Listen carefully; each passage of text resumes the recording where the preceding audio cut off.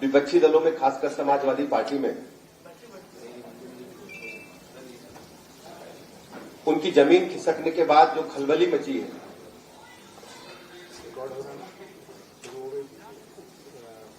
उनकी पीसी देखने के बाद हम आपके समक्ष भारतीय जनता पार्टी का पक्ष रखने के लिए आए हैं। समाजवादी पार्टी को मैं कहना चाहता हूं, सीने में जलन, आंखों में तूफान सा क्यों है, सैफई घराने में हर शख्स परेशान सा क्यों है। कल जो विधानसभा उपचुनाव के परिणाम घोषित हुए हैं, समाजवादी पार्टी के पैरों के नीचे से जमीन खिसक गई। समाजवादी पार्टी की गुंडई, अराजकता, मवालीपन, लूट खसोट से जनता अच्छी तरह वाकिफ है और जब जब इन्हें सत्ता मिली है,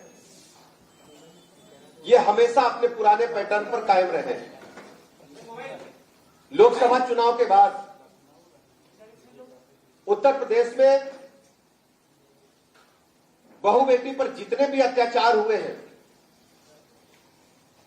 चाहे कन्नौज की घटना हो, जो ओबीसी समाज की एक बेटी के साथ समाजवादी पार्टी के वरिष्ठ नेता ने अपने कॉलेज में बुला करके जो कुकृत्य किया है, पूरे देश की जनता ने देखा है। इसी प्रकार अयोध्या में समाजवादी पार्टी के एक पदाधिकारी ने एक बेटी के साथ जो कुकृत्य किया, वो बेटी भी निषाद समाज की थी, ओबीसी समाज की थी। और हद तो तब हो गई जब करहल में एक दलित बेटी की हत्या सिर्फ इसलिए कर दी गई कि उसने सपा को वोट देने से मना कर दिया था। दलित बेटी के पिता का बयान हम सबने देखा है, वीडियो वायरल हो रहा था।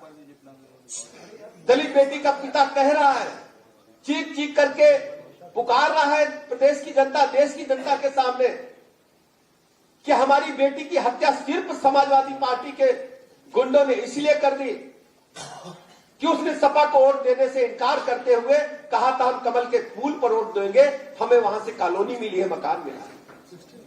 अखिलेश यादव जी को जवाब देना चाहिए। ये ओबीसी समाज की बेटियों पर जो कुकृत्य उनके समाजवादी पार्टी के गुंडे कर रहे हैं, पदाधिकारी कर रहे हैं, दलित समाज की बेटी की हत्या कर देते हैं वोट न देने के कारण, अखिलेश जी उस पर कुछ नहीं बोलना चाहते और पूछते हैं चुनाव में जो हार हुई है उनकी, उस पर उनका कोई जवाब नहीं है। हार को स्वीकार नहीं कर पा रहे।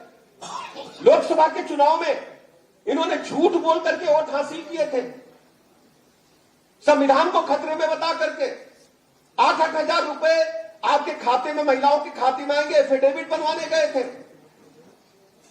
आपने देखा बड़ी संख्या में महिलाओं ने चुनाव के बाद कार्यालय के घेराव किया, पैसे कहां हैं? कोई जवाब नहीं था इनके पास। इनकी असलियत प्रदेश की जनता समझ चुकी है। इनका मतलब सिर्फ गुंडई, माफियागिरी, प्लाट मकान दुकान कब्जा करना, बहू बेटी की इज्जत आबरू को खतरे में डालना। प्रदेश की जनता ने पूरी तरह से समाजवादी पार्टी को नकार दिया है और यह इनका पुराना स्ट्रगल है। आप जब भी देखेंगे भारत के संविधान की बात करते हैं, लोकतांत्रिक व्यवस्था पर हमेशा हमला इन्होंने किया है।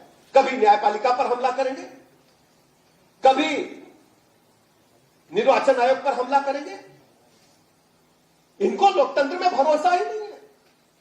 आप सोचिए, लोकतंत्र में निर्वाचन आयोग के माध्यम से ही आप जीत करके एमपी बने हैं।